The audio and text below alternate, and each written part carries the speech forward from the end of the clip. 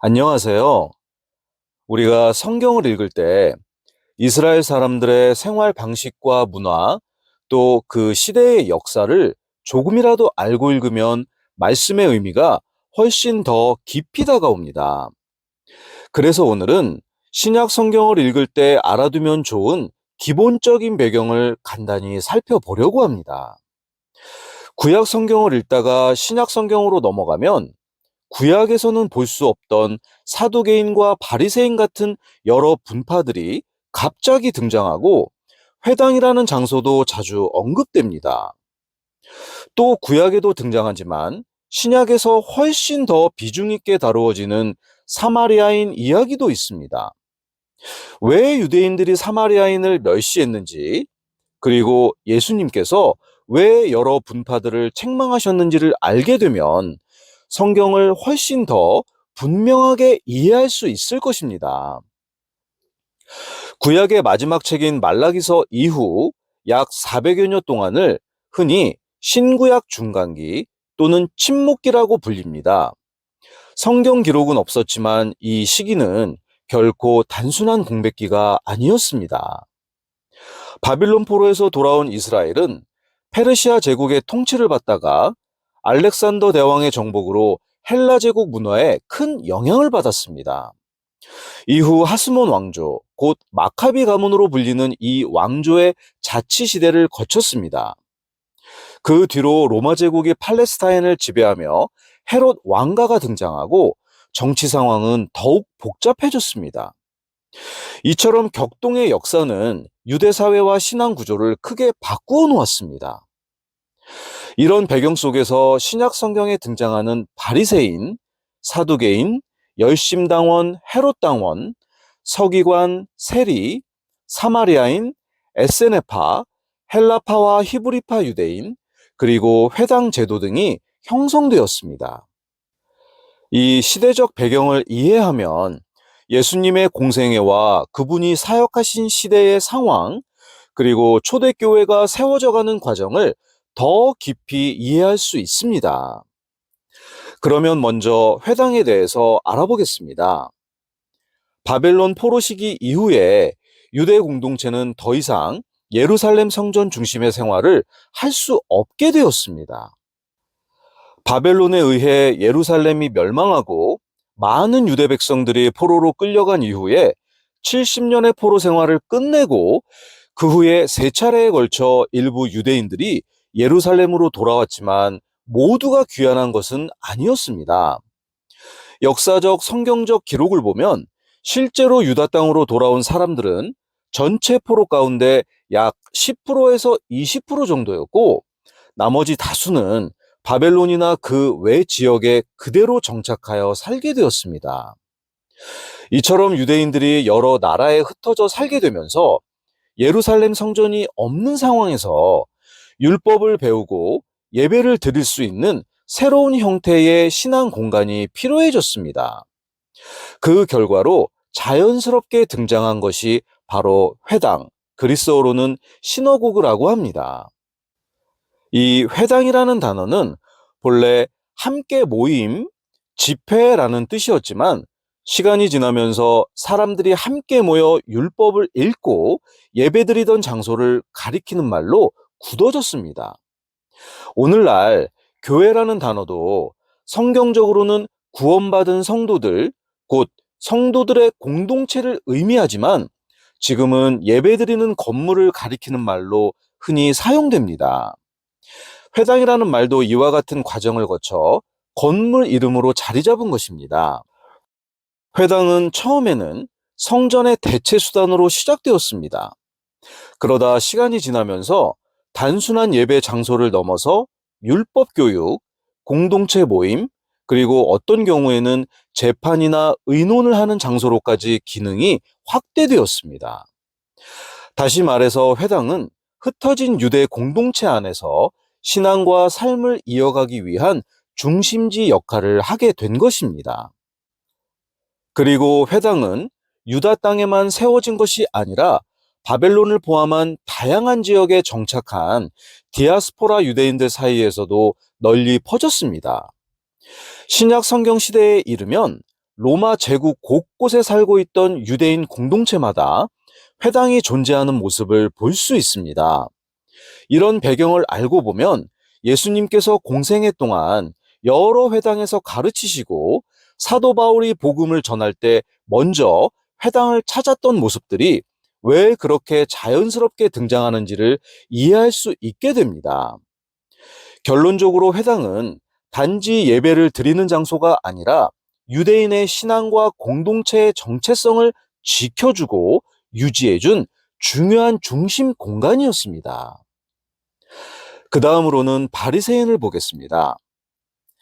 구약 성경의 마지막 책인 말라기서를 보게 되면 유다 백성이 바빌론 포로 생활에서 돌아와 제2성전을 재건한 뒤에 약 100여 년 정도 시간이 흐른 상황에서 다시 신앙이 형식화되고 무너져가는 모습을 볼 수 있습니다.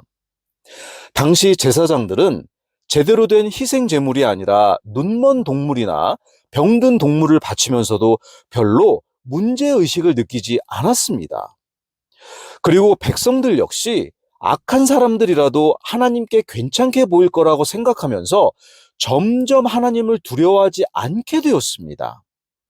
결국 이런 식으로 신앙이 형식적으로 흐르고 불경건한 분위기가 퍼져 있었다는 걸 말라기서가 보여줍니다. 하지만 그런 상황 속에서도 하나님을 경외하는 경건한 무리들이 남아 있었고 그들을 통해 이른바 하시딤이라 불리는 경건 운동이 형성되었습니다. 이는 형식적 신앙에서 벗어나 율법과 경건을 회복하려는 움직임으로써 말라기 시대부터 신실한 자들 사이에서 자연스럽게 일어난 흐름이라고 할 수 있습니다. 참고로 히브리어 하시딤은 경건한 자들을 뜻하는 단어입니다. 이 단어는 구약 성경의 여러 곳에서 쓰였지만 특히 시편에서 더 자주 사용되었고 성도들이나 경건한 자들로 번역된 경우가 많습니다. 하지만 성도들이라는 표현은 하시딤 외에도 다른 히브리어 단어로도 번역되었습니다. 그리고 하시딤은 경건한 자들이라는 복수형이고 경건한 자를 뜻하는 단수형은 하시드입니다. 또한 그의 경건한 자들을 의미하는 복수형의 소유격 전미사가 붙은 형태가 하시다부입니다. 그리고 이들은 훗날 바리새인과 에세네파 등 경건주의 흐름의 뿌리가 되었다고 알려져 있습니다. 그리고 헬레니즘 문화의 위협과 하스몬 왕조 시대를 지나면서 이 운동은 귀족 계층이나 특정 신분의 사람들이 아니라 일반 백성들 중심의 율법 실천 운동으로 확장되었습니다. 그래서 히브리어로 분리된 자들을 뜻하는 퍼루심에서 유래한 바리새인이라는 집단이 형성됩니다. 바리새인들은 율법을 매우 엄격하게 지키는 것을 목표로 삼았습니다. 이들은 모세 오경뿐만 아니라 조상들에게 전해 내려온 장로들의 전통까지도 하나님의 뜻으로 간주하였습니다. 그래서 일상생활의 세세한 규범까지도 철저하게 적용하였습니다. 그리고 바리새인들은 회당 중심의 율법 교육과 종교 활동을 통해서 일반 백성들에게도 큰 영향을 끼쳤습니다. 그러나 시간이 지나면서 그들 가운데 많은 이들이 율법의 본질보다는 겉모습과 외적인 규칙을 강조하였고 사람들에게 경건한 척 보이려는 위선과 자기 의를 드러내며 타인을 정죄하는 외식적 신앙, 즉 속은 부패하였으나 겉으로는 경건한 채 하는 종교적 가식에 빠지게 되었습니다. 그래서 마태복음 23장 13절을 보면 예수님께서는 이러한 바리새인들을 향해 서기관들과 바리새인들 위선자들아 너희에게 화가 있을지어다 라고 책망하셨으며 하나님의 계명을 저버리고 사람들의 전통을 따르는 모습을 두고 마가복음 7장 7절에서 9절에는 사람들의 명령들을 교리로 가르치며 너희가 너희의 전통을 지키려고 하나님의 명령을 저버리는도다 라고 책망하셨습니다. 이러한 예수님의 책망으로 인해 오늘날 바리새인이라는 단어는 종종 위선자라는 부정적인 뜻으로 쓰이기도 합니다. 하지만 사실 바리새인이라는 집단은 하나님을 진심으로 경외하며 율법을 지키려는 경건한 열망에서 시작된 것이었습니다. 그리고 모든 바리새인이 위선자였던 것은 아니었습니다. 대표적으로 밤에 예수님을 찾아와 대화를 나눈 니고데모가 있었고, 사도 바울 역시 바리새인이었습니다. 또한 사도행전 15장 5절을 보면 바리새인들의 분파에 속한 어떤 믿는 자들이 일어나서 모세의 율법을 지켜야 한다고 말하는 장면이 나오는데, 이는 바리새인들 중에도 예수님을 믿는 자들이 있었음을 보여줍니다. 이렇게 보면 바리새인들의 존재는 예수님 당시 유대 사회의 종교적 풍경을 이해하는데 도움이 됩니다.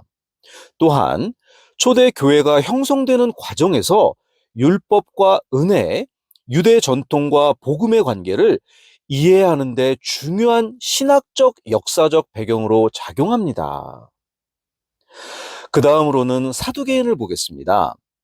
사두개인은 바리새인과는 좀 다른데요.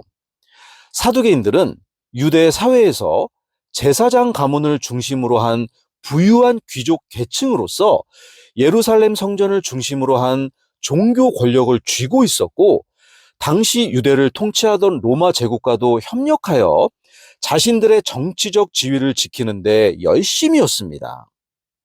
이들은 종교적으로는 오직 모세오경, 창세기부터 신명기까지만을 하나님의 말씀으로 인정하고 그 외의 다른 성경책들은 무시했습니다.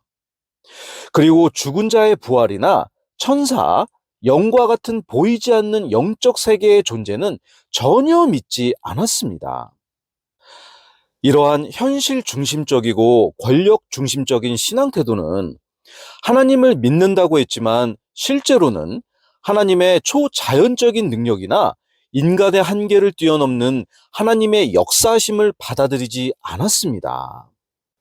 마태복음 22장 23절부터 보게 되면 사두개인들이 예수님께 나와 한 여자가 7 형제에게 차례로 아내가 된 이야기를 들며 부활 때 그녀가 누구의 아내가 되느냐고 교묘한 질문으로 예수님을 곤란하게 하려 했지만, 예수님께서는 그들의 질문 이면에 있는 불신앙을 꿰뚫어 보시고 너희가 성경 기록들도 알지 못하고 하나님의 권능도 알지 못함으로 잘못을 범하고 있느니라, 이렇게 책망하시면서 그들이 하나님의 말씀도 제대로 이해하지 못하고 하나님의 능력도 믿지 않는다는 근본적인 영적 무지를 지적하셨습니다. 그리고 사도행전 23장을 보게 되면 이런 일이 있었습니다. 바울이 예루살렘 성전에서 오해를 받아 붙잡혔는데 그 문제를 해결하려고 로마 군대가 그를 유대인들의 공회, 그러니까 종교 지도자들 앞에 세운 거예요. 그 공회 안에는 사두개인과 바리새인이 있었는데, 사두개인은 부활을 믿지 않는 사람들이었고 바리새인은 부활을 믿는 사람들이었습니다. 그래서 바울은 이 차이를 이용해서 부활 이야기를 꺼냅니다. 사도행전 23장 6절을 보게 되면, 그러나 바울이 그들의 일부는 사두개인이요 다른 일부는 바리새인인 줄 알고 공회에서 외치되, 사람들아 형제들아, 나는 바리새인이요 바리새인의 아들이라. 죽은 자들의 소망과 부활로 인해 내가 불려와 신문을 받노라 하니라. 그러자 두 그룹이 서로 논쟁하기 시작했고, 그렇게 해서 바울은 지혜롭게 행동의 위험에서 벗어났습니다. 이처럼 성경에 등장하는 바리새인이나 사두개인과 같은 분파들의 특징을 알고 읽으면 이런 장면들을 이해하기가 훨씬 쉬워지고 사도 바울이 왜 그렇게 행동했는지도 더 깊이 이해할 수 있게 됩니다. 그 다음에는 서기관이 있습니다. 서기관은 구약 시대부터 중요한 위치를 차지한 인물들로서 단순히 성경을 옮겨 적는 사람에 그치지 않았습니다. 그들은 하나님의 율법을 깊이 연구하고 해석하며 백성들에게 가르치는 역할을 맡은 율법 전문가이자 교사였습니다. 서기관의 대표적인 인물로는 에스라가 있습니다.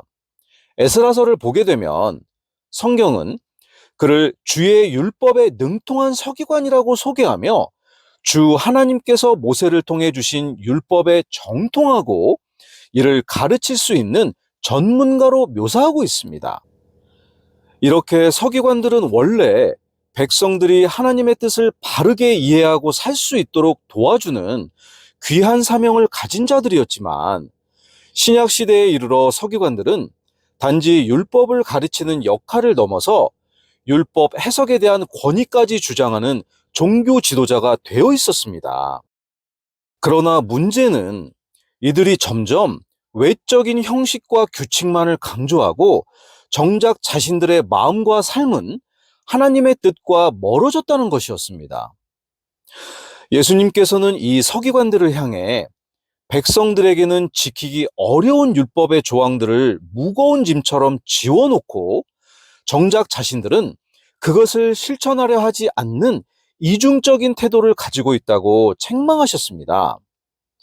마태복음 23장 4절을 보게 되면 무겁고 지기에 힘든 짐들을 묶어 사람들의 어깨에 지우되 자기들은 손가락 하나로도 그것들을 옮기려 하지 아니하느니라 이렇게 말씀하시며 바리새인과 서기관들이 율법과 전통을 이용해 사람들에게 감당하기 힘든 종교적 부담을 지우면서 정작 자신들은 지키려 하지 않는 위선적인 태도를 꾸짖으셨습니다. 그리고 서기관들은 사람들에게 존경받고 높은 자리에 앉기를 좋아했지만 백성을 진심으로 섬기려는 마음은 없었습니다. 그래서 예수님께서는 너희 가운데서 가장 큰 자는 너희 종이 되어야 하리라 이렇게 마태복음 23장 11절에 말씀하시며 참된 지도자는 사람 위에 군림하는 자가 아니라 겸손히 섬기는 자임을 가르치셨습니다. 예수님께서는 서기관들이 겉으로는 경건한 지도자처럼 보이지만 실제로는 하나님의 뜻보다 자신의 명예와 이익을 추구한 위선을 지적하셨고 이 말씀은 오늘날 우리에게도 외적인 신앙 행위보다 마음의 진실함과 겸손함이 더 중요하다는 교훈을 줍니다. 다음으로는 에세네파가 있는데요. 성경에는 에세네파라는 이름이 직접 나오지는 않지만 이들이 분명히 역사적으로 존재한 유대 종파라는 건 여러 기록에서 알 수 있습니다. 예를 들면 요세푸스 같은 유대 역사가의 문헌이나 사해 두루마리 같은 중간기 문헌들이 그 증거입니다. 에세네파는 대략 기원전 2세기쯤 형성되었다고 보고 있는데요. 당시 예루살렘 성전과 제사장 체제가 부패했다고 생각한 사람들이 성전을 떠나 사해 근처 쿰난 지역 같은 광야에서 공동체를 이루게 되었습니다. 이들은 의의 교사라고 불리는 지도자를 중심으로 살았고 두 명의 메시아를 기다렸다고 합니다. 하나는 왕 같은 통치하는 메시아와 또 하나는 제사장 같은 영적 지도자 역할의 메시아를 기다렸다고 하네요. 이들은 결혼도 거의 하지 않고 재산을 공동으로 나누며 엄격한 율법 준수와 정결례를 실천했습니다. 오늘날로 비유하면 초기 형태의 극단적 종말론 공동체와 비슷한 모습을 가지고 있었습니다. 그리고 예수님 시대에 이르러서는 이미 많이 쇠퇴하고 있었고 결국 예루살렘 멸망 이후 1세기 후반 정도의 역사 속에서 점차 자취를 감추게 됩니다. 그리고 침례자 요한이 살았던 삶의 모습이 에세네파의 생활 방식과 유사한 부분이 있는데요. 예를 들면 요한은 광야에서 지내며 회개를 선포했고 사람들에게 물로 침례를 주었습니다. 또 그가 입었던 낙타털 옷이나 먹었던 음식인 메뚜기와 석청 같은 것도 금욕적이고 정결을 중시했던 에세네파의 삶과 닮은 부분이 있습니다. 그래서 어떤 사람들은 요한이 에세네파와 관련이 있는 것이 아닌가 하고 추측하기도 합니다. 하지만 성경은 침례자 요한을 에세네파라고 말하지 않습니다. 오히려 성경은 그를 분명히 주의 길을 예비하는 자, 곧 하나님께서 특별히 세우신 대언자로 소개하고 있습니다. 그 다음에는 열심당원과 세리에 대해 알아보겠습니다. 열심당원은 예수님 시대에 활동한 급진적 유대 민족주의 집단으로서 하나님의 율법을 철저히 지키고 신정 국가를 회복하려는 열망 속에서 로마 제국의 지배를 하나님의 주권에 대한 모독으로 여기며 강력하게 저항했습니다. 열심당원이라는 이름은 히브리어 칸나임에서 유래한 말인데요. 열정적인 자들 또는 열심 있는 자들이라는 뜻입니다. 이들은 하나님께 대한 열정과 민족적 신앙심으로 세금 납부를 거부하고 로마 황제 숭배를 단호히 반대했습니다. 때로는 무력 투쟁과 암살까지도 불사할 정도로 급진적인 성격을 가졌으며 역사 기록가 요세푸스에 따르면 이들의 기원은 기원 후 6년경 갈릴리 출신의 유다가 로마의 인구 조사와 세금 부과에 반대하며 일으킨 저항 운동에서 비롯되었습니다. 이후 열심당원은 조직적으로 성장해 로마와의 갈등을 심화시켰고 그 중에서도 시칼이라는 과격한 암살 집단은 단검을 숨기고 다니며 은밀한 암살로 친로마 세력을 제거하는 극단적인 활동으로 악명이 높았습니다. 그리고 예수님의 12 제자 중에는 열심당원 시몬이라고 불린 제자가 있습니다. 성경에는 어떤 곳에서는 가나안인 시몬이라고 하고 다른 곳에서는 셀롯 시몬이라고 기록되어 있습니다. 여기서 가나안인은 지명이 아니라 히브리어 칸나이에서 온 표현으로 열심 있는 사람이라는 뜻이고 셀롯도 같은 의미의 헬라어 젤로테스입니다. 그래서 시몬은 실제 열심당 출신이었거나 아니면 하나님께 열심히 많은 사람으로 불렸던 것으로 이해됩니다. 대부분의 성경 주석가들도 일반적으로 이렇게 해석하고 있습니다. 이는 당시 열심당원의 사상과 영향력이 유대 사회 전반에 퍼져 있었음을 보여줍니다. 그리고 이러한 시대적 배경 속에서 유대인들이 세리를 죄인으로 취급한 이유를 이해할 수 있습니다. 세리들은 하나님의 땅에서 거둔 세금을 하나님께 드리지 않고 이방 제국 로마에 바치게 했기 때문에 종교적 민족적으로 배신자로 여겨졌습니다. 게다가 로마가 시행한 세금 농장제 제도로 인해 세리들은 세금을 실제보다 더 거두어 개인적인 이익을 취하는 경우가 많았고 이는 백성들의 분노와 경멸을 불러왔습니다. 그 결과 세리들은 사회적으로 죄인과 동일한 위치로 취급되었고 열심당원들은 그들을 민족의 적으로 간주해 더욱 증오했습니다. 신약 성경에서도 바리새인들이 예수님의 제자들에게 어찌하여 너희 선생은 세리들과 죄인들과 함께 먹느냐라고 묻는 장면을 마태복음 9장 11절에서 볼 수 있는데요. 바로 이런 배경 때문에 세리가 죄인과 동일시되었던 것입니다.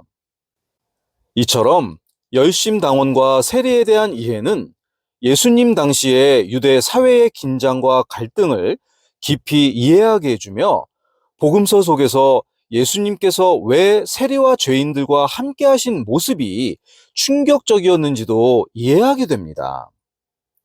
그리고 열심당원들의 거센 저항은 결국 서기 66년에 유대인들의 큰 반란으로 이어졌고 이 반란은 로마 제국과의 전쟁으로 번졌습니다.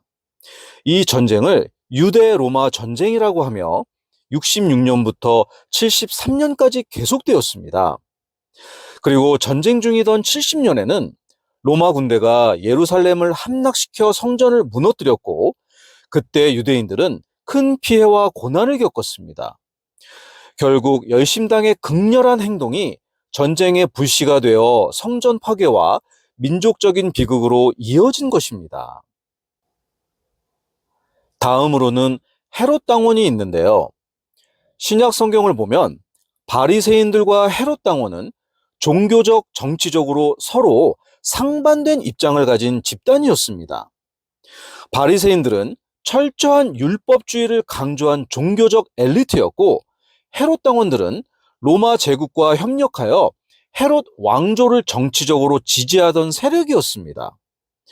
그럼에도 불구하고 예수님의 존재가 자신들의 기득권과 체제를 위협할 수 있다고 판단한 바리새인들은 평소 뜻을 달리하던 헤롯 당원들과 손을 잡고 공모하기에 이릅니다. 마가복음 3장 6절을 보게 되면 바리새인들이 나가서 어떻게 자기들이 그분을 죽일까 하고 그분을 대적하여 즉시 헤롯 당원들과 의논하였으나 이렇게 기록되어 있습니다. 이처럼 예수님께서 전하신 말씀과 행하신 권능이 종교 지도자들 뿐 아니라 정치 세력에게도 위협이 되었기에 그들은 서로 다른 배경에도 불구하고 하나 되어 예수님을 제거하려 했던 것입니다. 그리고 사마리아인이 있습니다. 이스라엘은 솔로몬 왕 이후 르호보암 시대에 북이스라엘과 남유다로 나뉘었습니다. 북이스라엘의 초대 왕인 여로보암은 백성이 예루살렘 성전으로 예배하러 내려가는 것을 막기 위해 베델과 단에 금송아지를 세우고 다른 제사 제도를 만들었습니다. 이때부터 북이스라엘은 예루살렘 성전이 아닌 다른 곳에서 예배하는 전통이 시작되었습니다. 그리고 그 이후에 주전 722년경 아수르 제국이 북이스라엘을 정복하면서 많은 이스라엘 백성을 포로로 끌고 가고 그 땅에는 여러 이방 민족들을 이주시켜 살게 하였습니다. 그 결과 사마리아 지역은 혼혈 민족과 혼합 신앙이 공존하는 지역이 되었고, 이로 인해 사마리아는 순수 유대 혈통과 신앙을 중시하던 유대인들에게 멸시받는 대상이 되었습니다. 또한 바빌론 포로기 이후 예루살렘 성전이 재건될 때 사마리아인들은 성전 건축을 함께 돕기를 원했습니다. 하지만 유대인들은 거절했습니다. 그 후 주전 4세기경 총독 산발랏이 사마리아 지역에 그리심산 성전을 세우면서 그들의 예배 중심지가 예루살렘이 아닌 그리심산으로 확고해졌습니다. 이 사건은 유대인과 사마리아인 사이의 갈등을 더욱 깊게 만들었습니다. 이러한 역사적 배경으로 인해 신약 시대에도 유대인과 사마리아인 사이에는 여전히 깊은 반감과 갈등이 존재했으며 서로 교류를 꺼리는 분위기가 이어졌습니다. 이런 역사적 배경을 알면 예수님께서 사마리아 여인과 나누신 대화나 선한 사마리아인 비유가 왜 특별하고 중요한 의미를 가지는지 더 잘 이해할 수 있습니다. 이제 마지막으로 헬라파 유대인과 히브리파 유대인을 보겠습니다. 헬라파 유대인들은 바빌론 포로기 이후 팔레스타인 외부 지역, 즉 헬레니즘 세계 전역으로 흩어져 살게 된 디아스포라 유대인들입니다. 이들은 자연스럽게 그리스어를 모국어처럼 사용하고 그리스 철학과 문화의 영향을 받으며 자랐습니다.